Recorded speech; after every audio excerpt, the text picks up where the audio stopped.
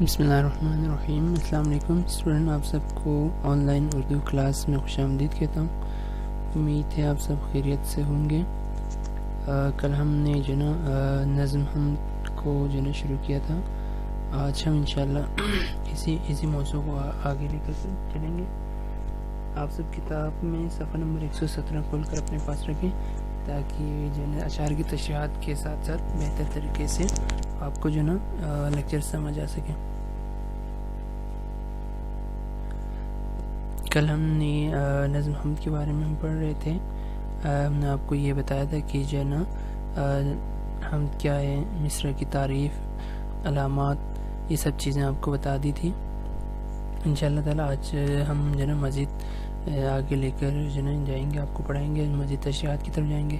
کل ہم نے شاعری کیا ہے، شعر کیا ہوتا ہے، شاعری کی کتنے اقسام کی ہوتی ہیں، یہ تمام چیزیں ہم نے کل آپ کو بتا دیا تھا۔ اس کے بعد حمد کے بارے میں جو حمد کی تعریف کا بتا دیا تھا۔ شاعر کا تعارف آپ کو سمجھا دیا تھا کہ جو ہے شاعر کا تعارف آپ کیسے کریں گے، کس طرح سے شاعر کا تعارف یاد کرنا ہے۔ یعنی اگر آپ شاعر کا تعارف جو ہے نا وہ پوائنٹ کی صورت میں یاد کر لیں گے، جیسا کہ آپ کے سامنے ہے، پوائنٹ کی صورت میں اگر آپ یاد کر لیں تو پھر آپ کو زیادہ آسانی سے یاد ہو جائیں گے۔ یعنی مولوی محمد اسماعیل میٹھی کی بات کریں تو کہاں پیدا، میرٹھ ہندوستان میں پیدا ہوئے، ابتدائی تعلیم بھی وہیں پر حاصل کی، بحیثیت عربی اور فارسی استاد کے کام کیا، اساتذہ کی تربیت کے حوالے سے خدمات انجام دی۔ اگر وجہ شہرت کی بات کریں تو بچوں کی شاعری کے حوالے سے مشہور ہیں۔ اگر شاعری کی خصوصیات کی بات کریں، زبان کی پاکیزگی اور سادگی کی وجہ سے مشہور ہیں، اور کلیات اسماعیل میں جو نا ان کی پوری شاعری موجود ہے۔ ٹھیک ہے، مختصر جو کل ہم نے آپ کو کروا دیا تھا۔ اس کے بعد مصرع کے بارے میں بتا دیا کہ جو نا ہر شعر کے 2 حصے ہوتے ہیں، ہر حصے کو مصرع کہا جاتا ہے۔ پہلے مصرع کو مصرع اولا اور دوسرے مصرع کو مصرع ثانی۔ یہ دیکھ لیں گے، یہ اس کو ایک پورے شعر کہیں گے ہم، اس کو ایک حصہ، اس کا یہ ایک حصہ جو ہے نا وہ مصرع اولا کہیں گے، اور شعر کا دوسرا حصہ مصرع ثانی کہیں گے۔ ٹھیک ہے، یہ چیزیں آپ کو بتا دی تھی۔ علامت شعر کے بارے میں سمجھا دیا، یہ کیا ہیں، یہ علامت شعر ہیں، اور علامت مصرع عین۔ ٹھیک ہے، جب بھی آپ علامت مصرع لکھیں گے تو پھر اس کی علامت کیا ہے، عین ہے۔ ٹھیک ہے، اس کے بعد حمد کی تعریف آپ کو بتا دی تھی۔ حمد وہ نظم ہے جس میں اللہ تعالیٰ کی تعریف و توصیف بیان کی جائے، حمد کہا جاتا ہے۔ ٹھیک ہے، اس کے بعد اشعار کی تشریحات کی طرف، پہلے اشعار کی تشریح جو ہم نے کروا دی تھی۔ آج دوسرے اشعار کی تشریح سے پہلے میں آپ کو یہ بتانا ضرور سمجھتا ہوں کہ جب بھی اشعار کی تشریح کریں تو چند باتیں ذہن نشین کر لیں کہ جب بھی آپ کسی پیپر میں اشعار کی تشریح لکھیں گے تو یہ چند چیزیں آپ کو جو آپ کے ذہن میں ہونی چاہیے۔ ایک خاص پیٹرن کے تحت کریں گے تو آپ کے نمبر کے چانسز زیادہ بڑھ جاتے ہیں۔ سب سے پہلے جب بھی آپ کسی اشعار کی تشریح لکھیں گے تو پھر کیا کریں گے، سب سے پہلے چاہیے حوالہ نظم۔ دیکھیں، جب بھی لکھیں گے یا ہیڈنگ ڈالیں گے حوالہ نظم، اس کے بعد اس کے آگے اس کا حوالہ دیں گے۔ ہمارے اسی سبق کی بات کر لیں تو ہم اس میں حوالہ کیا دیں گے، مندرجہ بالا شعر۔ مثال کے طور پہ اسی جو حمد میں سے کوئی شعر آپ کے پیپر میں آتا ہے تو پھر ہم کیا کہیں گے، نظم۔ دیکھ لیں، حوالہ نظم کے آگے کیا لکھیں گے، مندرجہ بالا شعر درس کتاب میں موجود نظم حمد سے لیا گیا ہے، جس کے شاعر کا نام کیا ہے، مولوی محمد، کیا ہے اس کے شاعر کا نام، مولوی محمد اسماعیل میٹھی۔ ٹھیک ہے، یہ ہم اس میں لکھ لیں گے۔ اس کے بعد دوسری امپورٹنٹ چیز کی حوالہ شاعر۔ ٹھیک ہے، دوسری چیز آپ کیا لکھیں گے، حوالہ شاعر لکھیں گے، شاعر کا تعارف۔ اسی میں مولوی محمد اسماعیل میٹھی کا تعارف آپ اس میں لکھیں، مختصر تعارف جس طرح آپ کو بتایا گیا پوائنٹ کی صورت میں، آپ اس میں یاد کر کے آرام سے لکھ سکتے ہیں۔ اس کے بعد تیسری چیز حل لغت، یعنی جس شعر میں موجود مشکل الفاظ کو نکال کر آپ نے لکھ لینا ہے اور اس کے سامنے اس کے معنی لکھ دینا ہے۔ اس کے بعد تشریح کریں گے۔ تشریح کیا ہے، آپ شعر کو 2 سے 3 دفعہ آرام سے جو ہے سکون دماغ کو حاضر رکھ کر پڑھیں۔ اس کے بعد آپ کو جو ہے شعر میں شاعر کیا کہنا چاہتے ہیں، چند نقطے آپ کو جو ہے نا آپ کے ذہن میں وہ کلک کریں گے۔ اس کے بعد آپ شعر کی تشریح آسانی سے لکھ سکتے ہیں۔ اچھا، اشعار کی تشریح میں دوسرا شعر آج ہم کریں گے۔ پہلے شعر تک کل ہم نے کر لیا تھا۔ پہلے دوسرا شعر کیا ہے، تصور تیری ذات کا ہے محال، کس سے یہ سکت اور کہاں یہ مجال۔ ٹھیک ہے، شعر آپ نے ایک دفعہ پڑھ لیا، اچھے سے پڑھنا ہے۔ تصور تیری ذات کا ہے محال، کسے یہ سکت اور کہاں یہ مجال. ٹھیک ہے, شعر میں مشکل الفاظ کیا ہیں؟ حل لغت جس کو ہم کہیں گے. حل لغت کیا ہے؟ مجال. مجال کا مطلب طاقت, محال کا مطلب ہے مشکل, سکت کا مطلب ہے طاقت. ٹھیک ہے, اس کے بعد آپ نے پیٹرن کو ذہن میں رکھتے ہوئے جب بھی لکھیں گے, جو پیٹرن آپ کو پہلے بتایا گیا تھا وہ آپ ذہن میں ضرور رکھیں گے. اب اس شعر کی تشریح کیا ہوگی یہ ہم آپ کو بتائیں گے.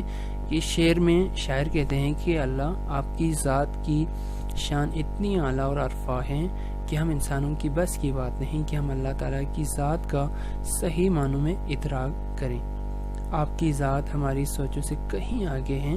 ہم میں یہ طاقت نہیں کہ ہم اللہ تعالیٰ کی ذات کے حقیقی تصورات کو سمجھ پائیں, لیکن بحیثیت انسان ہمیں چاہیے کہ ہمیشہ جستجو رکھے کہ اللہ تعالیٰ کی ذات میں موجود صفات کو پہچانیں اور اس کی عبادت بجا لائیں. بندوں پر اللہ تعالیٰ کا یہ حق ہے کہ وہ اللہ تعالیٰ کی عبادت کریں, کیونکہ اللہ تعالیٰ نے انسانوں کو کس لیے پیدا کیا تھا؟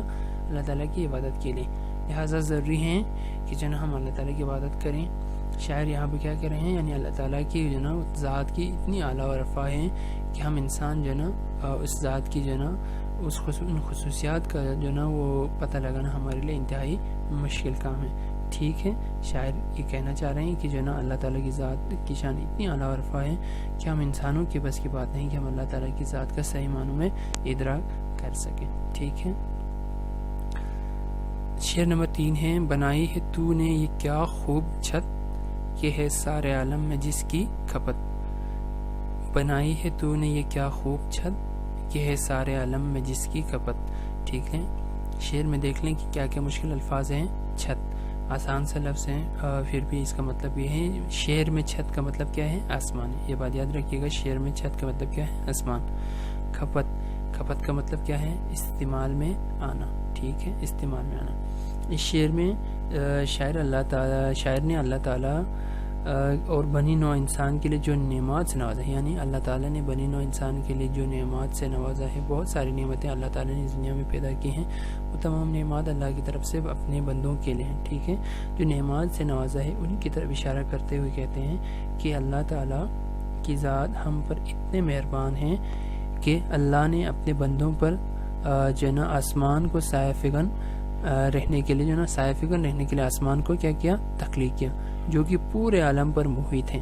ٹھیک ہے, اللہ تعالیٰ نے آسمان کو جب آسمان کو بنایا تو کیا پورے عالم پر وہ آسمان کو تخلیق کیا, پورے عالم پر محیط ہے, جس میں ان گنت نعمات پیدا کیے. سورج, چاند, ستارے, بادل, بارش, جن سے انسان ہم وقت محظوظ ہوتے رہتے ہیں. دیکھ لیں, اللہ تعالیٰ نے اپنے انسانوں کے لیے آسمان کو بنا لیا, لیکن اس کے بنانے کے ساتھ ساتھ اس رب کریم نے کیا کیا؟ اس میں ان بیش بہا قیمتی اور بے انتہا وہ نعمات سے بندوں کو نوازا, جن سے بندے محظوظ ہوتے ہیں. ہم اللہ تعالیٰ کے بندے ہیں تو ہم ان نعمات کا ہم ذکر نہیں کر سکتے. اتنے بے شمار نعمات ہیں. قرآن میں اسی لیے کہا گیا کہ فَبِأَيِّ آلَاءِ رَبِّكُمَا تُكَذِّبَانِ, یعنی تم اپنے پروردگار کی کون کون سے نعمت کو جھٹلاؤ گے. آسمان کو پیدا کیا, اس میں بیش بہا قیمتی نعمات اس میں پیدا کیے. سورج, چاند, ستارے, بہت ساری چیزیں اس میں شامل ہیں, پیدا کیے. اب ان نعمات کا ہم اللہ پر شکر ادا نہیں کر سکتے. یہ سب کا بنانے والا کون ہے؟ اللہ تعالیٰ کی ذات ہے. شعر نمبر 4 کیا ہے؟ یہ تارے جو ہیں آتے جاتے ہوئے, چمکتے ہوئے, جگمگاتے ہوئے. یہ تارے جو ہیں آتے جاتے ہوئے, چمکتے ہوئے, جگمگاتے ہوئے. شعر میں مشکل الفاظ کیا ہیں؟ جگمگانا. جگمگانا کا مطلب کیا ہے؟ روشن ہونا. ٹھیک ہے, جگمگانا کا مطلب کیا ہے؟ روشن ہونا.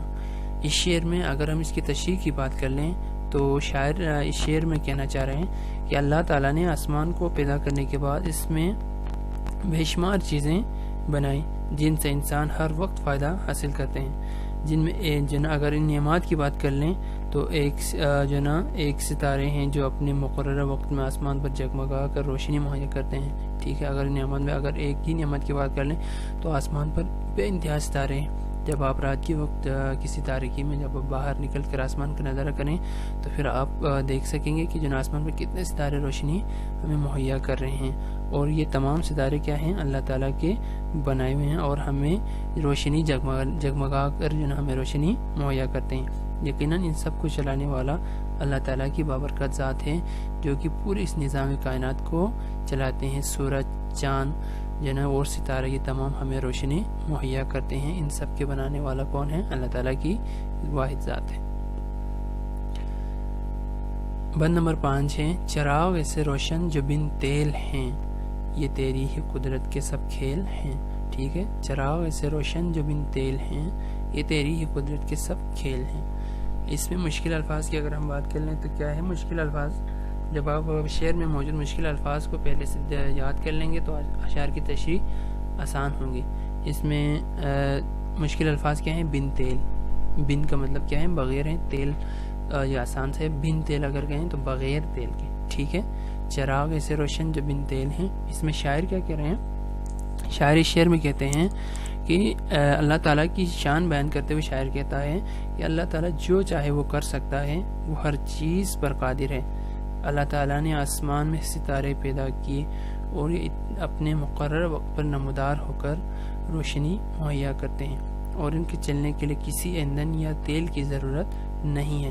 چراغ سے مراد یاد رکھیے گا اس شعر میں چراغ سے مراد کیا ہے؟ آسمان میں موجود ستارے ہیں. ٹھیک ہے، چراغ سے مطلب کیا ہے؟ آسمان پر موجود ستارے ہیں. ان کے جلنے کے لیے سورج کی جلنے کے لیے چاند ہیں. یہ جب روشنی مہیا کرتے ہیں تو ان کے جلنے روشنی مہیا کرنے کے لیے انہیں کسی چیز کی ضرورت نہیں ہے. وہ واحد ذات ہے جو نا جن کی وجہ سے ان کے حکم کی وجہ سے یہ اپنے مقررہ وقت پر جو نا نکلتے ہیں اور ہمیں روشنی مہیا کرتے ہیں. اگر آپ اور کر لیں تو اس کے علاوہ دنیا میں اگر آپ اپنے آس پاس کو غور و فکر کریں تو دنیا کی بہت ساری چیزیں ہیں جو انسانوں کی تخلیق ہیں. ہر چیز کے لیے کے چلنے کے لیے کسی نہ کسی چیز کی ضرورت ہوتی ہے. اگر آپ گاڑی کی مثال لیں تو گاڑی کو چلانے کے لیے بہت ساری چیزیں ہیں. اس میں ایندھن کی ضرورت ہوتی ہے اور اس کے علاوہ بہت ساری چیزوں کی ضرورت ہوتی ہے. انسان کی بات کر لیں تو ہمیں زندہ رہنے کے لیے کیا ہے؟ کھانا، خوراک، یہ سب چیزوں کی ضرورت ہوتی ہے. لیکن اللہ تعالیٰ کی ذات نے کیا کیا؟ یہ بے شمار نعمتیں اس دنیا میں پیدا کر دی اور ان کے چلنے کے لیے کسی چیز کی ضرورت نہیں. سورج، چاند، ستارے یہ اپنے مقررہ وقت پر نکلتے ہیں اور ہمیں روشنی مہیا کرتے ہیں. یقیناً ان سب کے بنانے والا بہت بڑا ہے اور بڑا عظیم ذات ہے. ٹھیک ہے، یہ اس کی تشریح کچھ یوں ہے. شعر نمبر 6 ہیں یہ لعل و گوہر ہیں جو بکھرے پڑے، زمین سے بھی ہیں ان میں اکثر بڑے. مشکل الفاظ اگر آپ اس میں دیکھ لیں تو اس میں لعل و گوہر. ٹھیک ہے، لعل و گوہر کا مطلب کیا ہے؟ موتی. موتی اپنے بیش بہا قیمتی پتھر ہیں جس کی وجہ سے عام طور پر جب ہم کسی چیز کی قیمت کو بتانا مقصود ہوتا ہے تو ہم اس کو موتیوں سے تشبیہ دیتے ہیں. ٹھیک ہے، لعل و گوہر کا مطلب کیا ہے؟ موتی. ٹھیک ہے، اس شعر کے تشریح کی بات کر لیں تو اس شعر میں شاعر نے آسمان میں موجود بے شمار ستاروں اور سیاروں کو لعل و گوہر سے تشبیہ دی ہے. ٹھیک ہے، لعل و گوہر سے مراد کیا مراد ہیں؟ آسمان میں موجود وہ بیش بہا ستارے اور سیارے ہیں، اس کو شاعر نے لعل و گوہر سے جو ہے نا تشبیہ دی ہے کیونکہ یہ روشنی مہیا کرتے ہیں. اس وجہ سے بھی اور ایک وہ انتہائی جو ہے نا وہ اللہ تعالیٰ کی پیدا کردہ نعمات میں سے ہیں، اس لیے بھی انہیں لعل و گوہر سے جو ہے نا تشبیہ دی ہے.